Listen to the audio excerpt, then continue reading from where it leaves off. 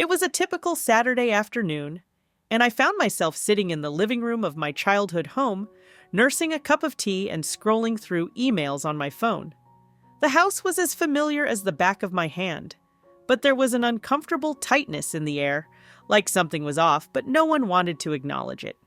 Mom was in the kitchen, humming along to some old love song while she prepared dinner, as she always did when the family gathered together. But despite the warm, homey smell of roast chicken filling the air, I couldn't shake the nagging feeling that something was brewing beneath the surface. I'd always been the responsible one in the family. I had grown up doing everything I was supposed to do, getting good grades, working hard at my part-time jobs, and eventually landing a career I was proud of in the marketing department of a well-known firm. I loved the challenges it brought me, and I felt good about where I was in life. At 28, I had the independence I'd fought so hard for. But despite all of that, I always seemed to fall short in the eyes of my family. Mom, for one, could never seem to appreciate how much I had sacrificed to get where I was. She'd often say things like, "You're so busy with your career, Emily. Don't forget to take care of yourself." And while I appreciated the concern, it felt more like an accusation that I wasn't doing enough, that I wasn't living up to her expectations. And then there was Chris, my older brother. Chris was 32, but to me, he still acted like a spoiled teenager. He'd never been one for responsibility or planning ahead.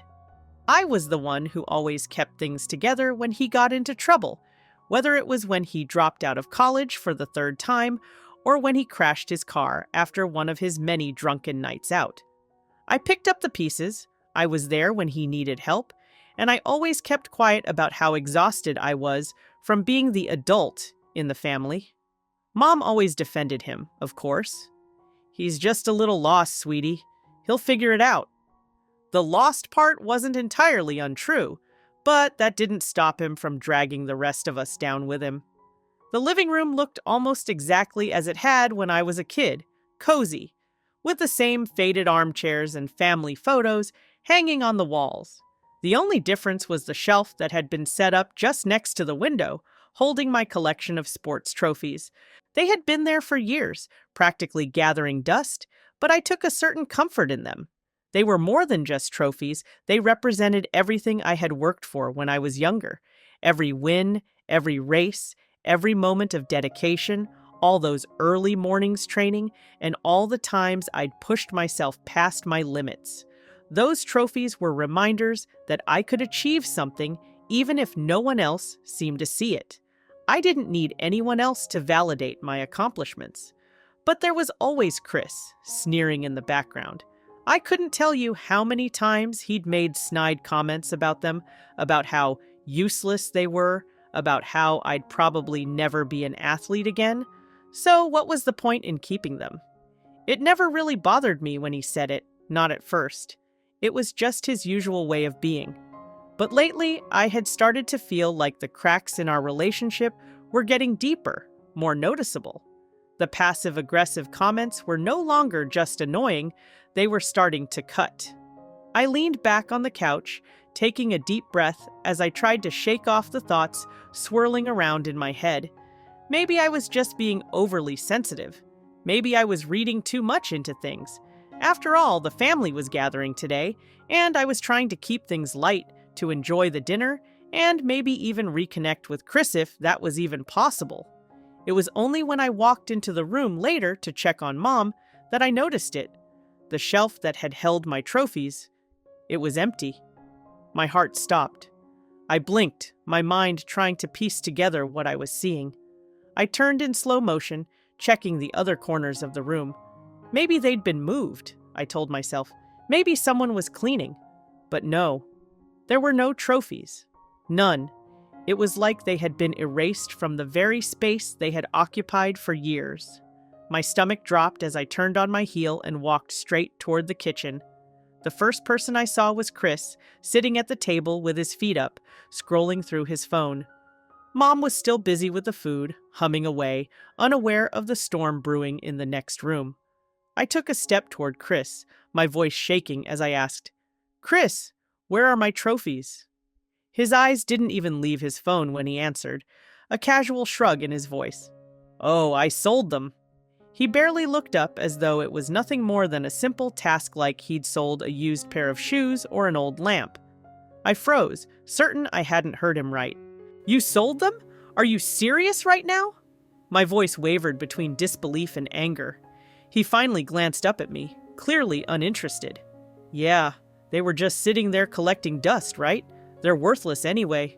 I got a few $100 for them.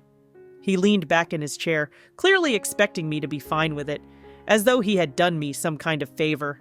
Every fiber of my being screamed, worthless? They meant something to me, Chris! My hands were shaking now, but I kept my voice low, steadying myself. I want the money back, now! Chris only laughed. Why? It's not like you need them. You haven't even looked at them in ages. He paused, then smirked. Guess it's time to get over it, huh? I felt a rush of heat in my chest, the anger rising up like a wave. Every part of me wanted to lash out, but I knew it wasn't about the trophies anymore. It was about everything he'd taken from me, my respect, my patience, my efforts, and now this final betrayal. I turned on my heel and stormed off, feeling a deep sense of shame mixed with fury. I didn't know how I was going to fix this, but I knew one thing. It wasn't going to end like this. The moment I walked into that living room and saw that empty shelf, a cold pit formed in my stomach. I thought I was just being paranoid at first. Maybe I'd left the trophies in a different room. Maybe they were in the attic or garage, collecting dust somewhere. But the longer I stood there, the more I realized they were gone. Every single one of them. My pride and joy gone. My mind raced, trying to piece together what had happened. I looked around the room in a daze, as though the trophies might just reappear if I stared hard enough. But no, there was nothing. Just an empty shelf and a hollow ache growing in my chest.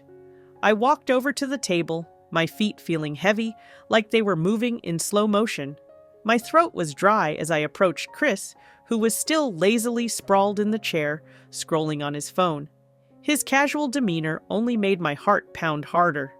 Chris, I said, trying to keep my voice steady, though it felt like it was about to crack under the weight of my emotions. Where are my trophies? He didn't even bother to look up. His thumb kept swiping across the screen of his phone, completely unfazed. Oh, I sold them. The words hung in the air for a moment, their meaning slowly sinking in. I stared at him, half expecting him to crack a smile and say it was some kind of sick joke. But there was no joke in his voice, no trace of remorse. His face remained impassive, like he had just told me he'd moved a chair from one room to another. What? I managed to stammer, disbelief and anger fighting for dominance in my chest. You sold them? Chris, those weren't just trophies. They meant something to me. Finally, he looked up from his phone, giving me a slow, dismissive glance. They were just collecting dust, Em. They were worthless anyway. Worthless? I echoed, my voice growing tight. They meant something to me, Chris. My pulse was racing, my hands trembling, but I forced myself to stay calm. I wasn't going to let him see how much this was hurting me. Those were years of hard work, blood, sweat, and tears, and you just sold them for a few $100? He leaned back in his chair, stretching lazily, and gave me a smug look. I didn't think you cared about them. It's not like you were ever going to do anything with them again. He shrugged, clearly unbothered. I figured you'd appreciate the money. It was like a punch to the gut. I could feel my cheeks burn with the sting of humiliation.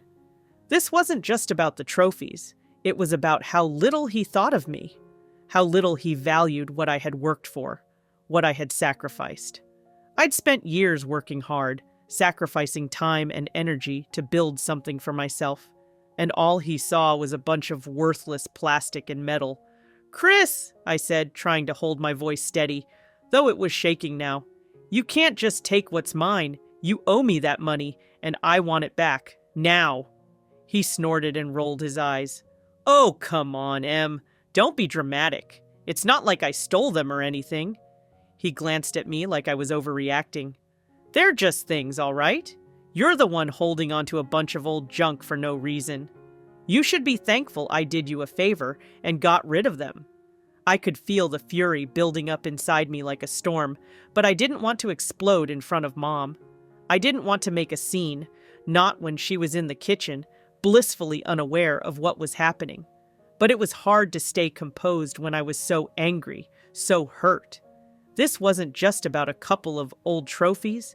It was about respect. It was about him always taking things from me, my time, my energy, my patience, and never once giving anything back. I took a deep breath, trying to steady myself. "You need to get them back, Chris. You can't just take what you want and expect everyone to be fine with it." Chris gave me a mocking grin and waved me off. "Yeah, well, I already sold them. It's not like they were worth anything anyway. Why don't you just get over it?" I stared at him, shocked and disgusted. The sheer arrogance of his words made me feel like I was about to explode. But instead of yelling or storming off like I wanted to, I turned on my heel and walked straight to the door. I didn't know what I was expecting. Maybe for him to chase after me, maybe for him to at least look guilty.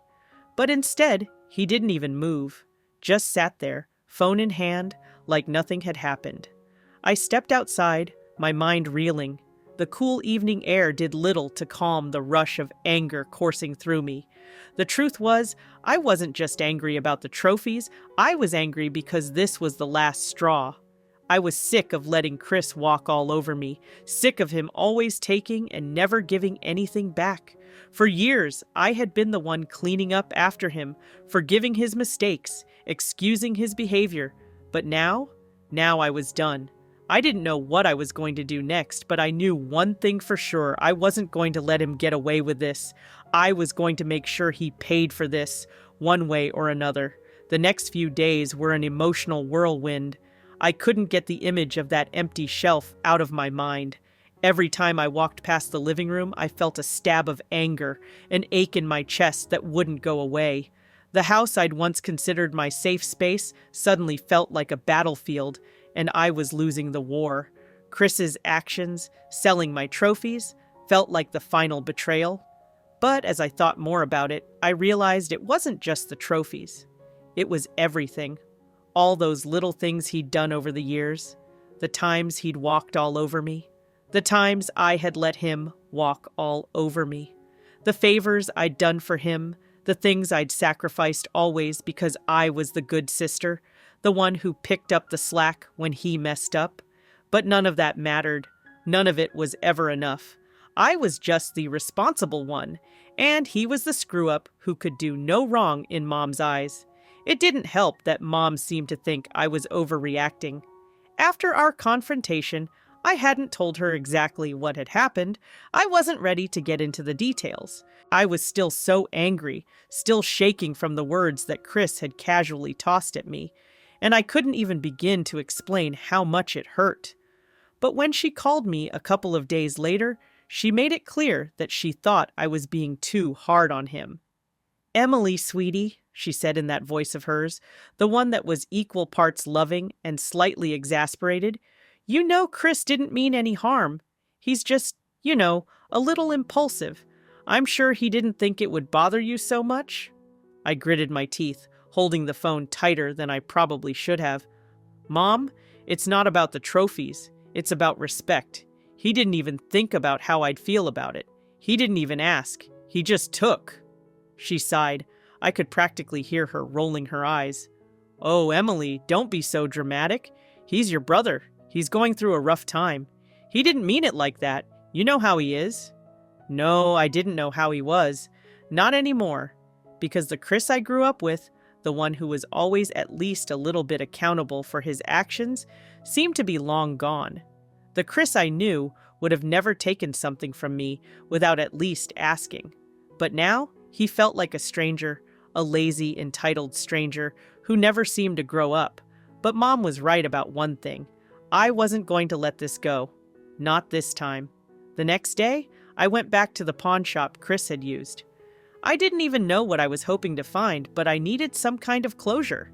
I needed to know where my trophies were, if they were still there, if I could buy them back. The man behind the counter greeted me with a gruff nod when I asked about them. "Yeah, I remember those," he said, his voice indifferent. "The guy who brought them in didn't want much. I think I gave him a couple $100 for the lot of them." I fought the urge to rip his head off. "You don't have them anymore?"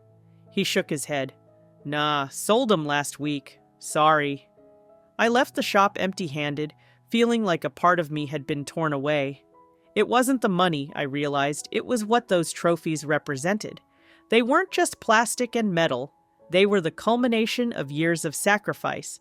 Every early morning spent running track in high school, every grueling hour spent in the gym, the feeling of crossing the finish line first, of being acknowledged for something I had worked so hard to achieve. And Chris had just tossed it all away. I tried to bury the anger. I really did. But every time I saw him, it boiled up to the surface. A family dinner here, a quick visit to the house there. He was always there, lounging around, acting like nothing was wrong. But I couldn't ignore it. I couldn't pretend like everything was fine. Not when he'd done something this awful. It all came to a head at a Sunday barbecue a week later. I had been dreading it for days. Mom had invited Chris over, of course, because she couldn't stand the idea of us not speaking. I tried to put on a brave face, but inside I was seething. Every time I saw Chris, I wanted to scream. Every time he spoke, I wanted to demand answers. But I couldn't do it. Not in front of Mom. I didn't want to make a scene. Not yet. But then, as the afternoon wore on, something inside me snapped. We were all sitting outside, enjoying the warm weather, when Chris said something flippant, something so completely careless that I just couldn't take it anymore. "I don't get it," he said, leaning back in his chair, a beer in hand. "Why are you so mad about those trophies? You haven't even looked at them in years. It's not like they're worth anything." I froze. The words hit me like a slap in the face. There he was again, dismissing everything I'd worked for, acting like it was just a pile of junk. My blood ran cold as I clenched my fists in my lap. This was it. This was the moment. He'd made it clear that he didn't care about me, about my feelings. And now he was belittling everything that had mattered to me. I couldn't hold it in anymore. "You think they're worthless?" I said, my voice shaking with barely contained rage. "You think I'm worthless, don't you?" Chris raised an eyebrow, clearly not expecting the outburst. But before he could say anything, I kept going, my words coming faster now, fueled by everything I had been bottling up for so long. "I've worked my ass off my entire life, and you've just taken and taken from me money, time, favors, everything." My voice rose with every word, and I could see the confusion in his eyes, but I didn't care. "But those trophies? They weren't just trophies. They were my victories, and you sold them for a couple of $100. You didn't even ask me, Chris. You just took. You've been taking from me my whole damn life, and I've let you. But not anymore." His face flushed with irritation, but I wasn't done. Not this time. "I want the money back. You owe me that, at the very least. And you owe me an apology." For the first time, I saw him falter. His smirk slipped, and he looked genuinely rattled.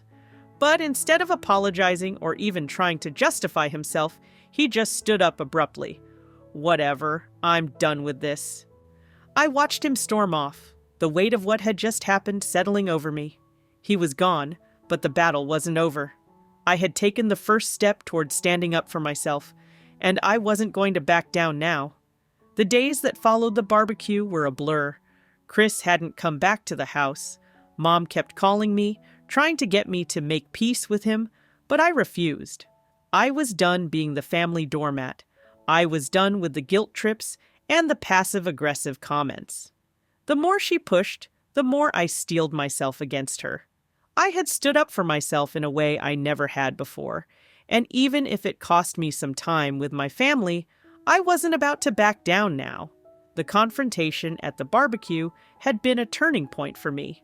For the first time in my life, I had felt something close to power, a power that came from knowing I was no longer willing to let anyone treat me like I was invisible.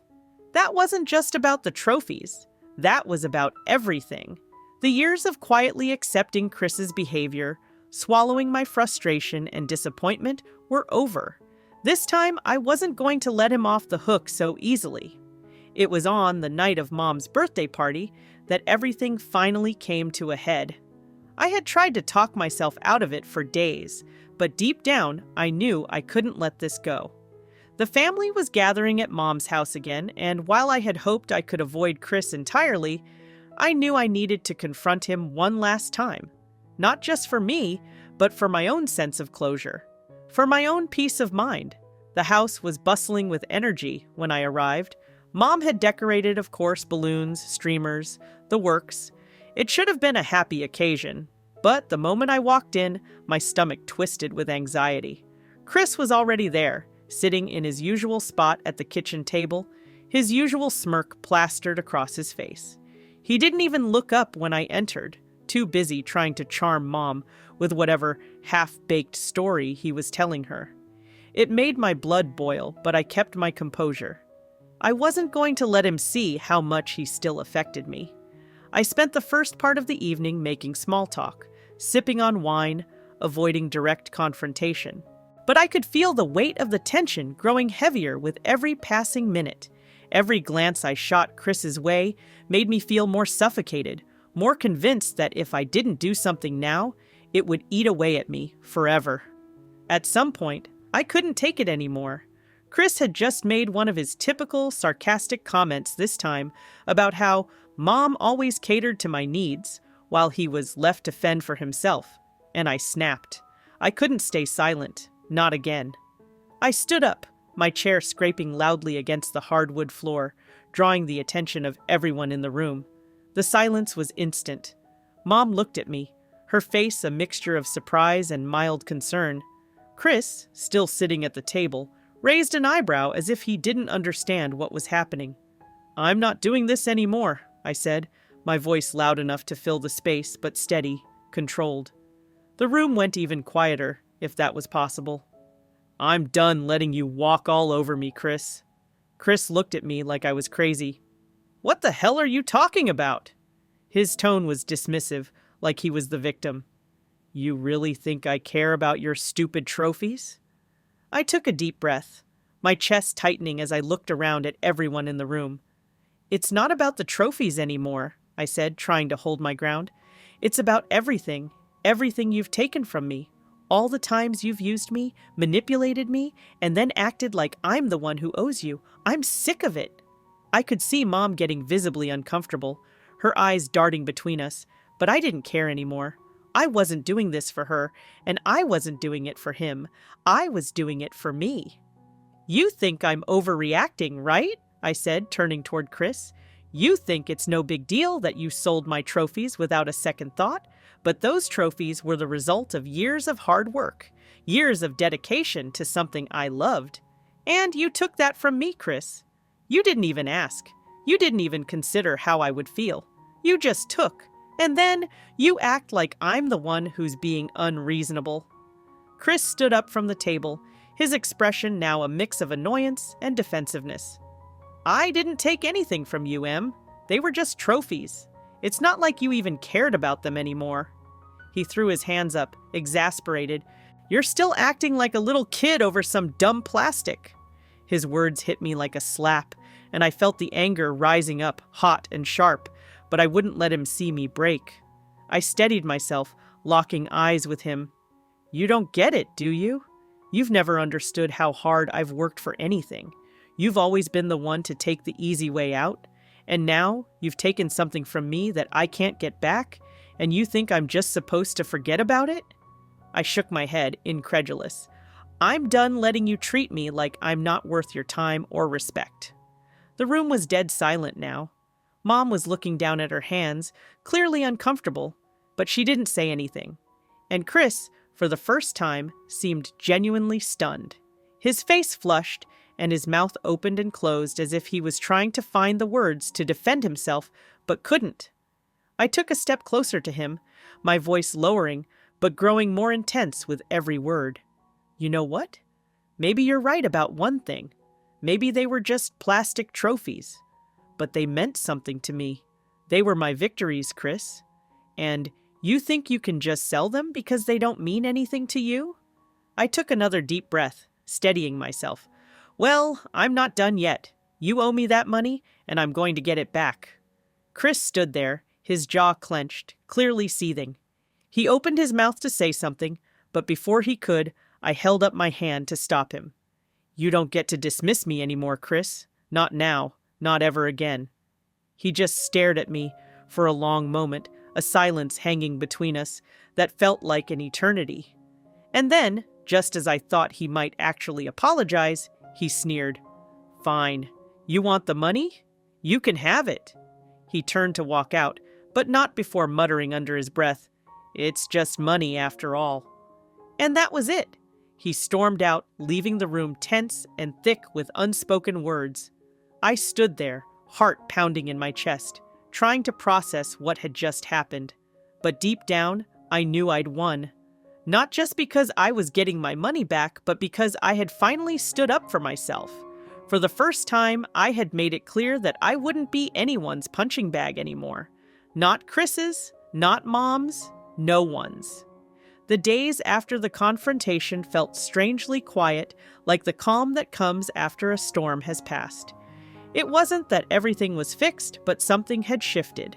Chris stayed away from Mom's house for the most part, and when he did show up, there was a noticeable tension between us. The usual sarcasm and jokes were absent, replaced by awkward silences. It wasn't exactly peaceful, but it was different. And honestly, I wasn't sure whether I wanted things to go back to normal or not. After all, the normal we had before had never felt right to me. I'd expected Mom to come down hard on me, to try to smooth things over, to beg me to forgive Chris and pretend like nothing had happened. And she did, in her own way.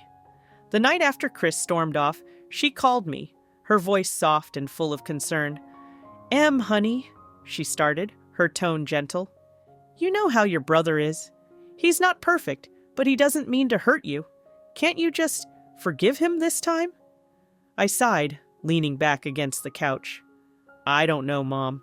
I'm tired of pretending everything's okay when it's not. He took something from me that can't be replaced." I could feel her hesitation over the phone, her desire to keep the peace battling against the reality of what had happened. "I know you're upset, sweetheart, but maybe if you just—" "Mom, I'm not asking you to pick sides," I interrupted, my voice steady but firm. "I just need you to understand why I can't just let this go. I can't be the one who always forgives. Not this time." There was a long pause on the other end, and when she finally spoke, it was quieter, more resigned. "I just don't want to lose you two." And that hit me. The guilt, the weight of the years I'd spent making everyone else happy, keeping the peace between my brother and me, but I wasn't a child anymore. I couldn't keep carrying that burden. I wasn't going to let Chris manipulate me any longer. "I'm not going anywhere, Mom," I said, my voice softening. "I'm just setting some boundaries. I can't keep letting him walk all over me." That was the end of the conversation. She didn't try to push anymore, and for the first time in a long time, I felt a sense of relief. It wasn't that I didn't love my family, I did, but I was finally starting to understand that love didn't mean letting people take advantage of you. It didn't mean ignoring your own feelings just to keep everyone happy. A few days later, Chris showed up at my apartment unannounced. I wasn't sure what to expect, but the last thing I expected was for him to actually apologize.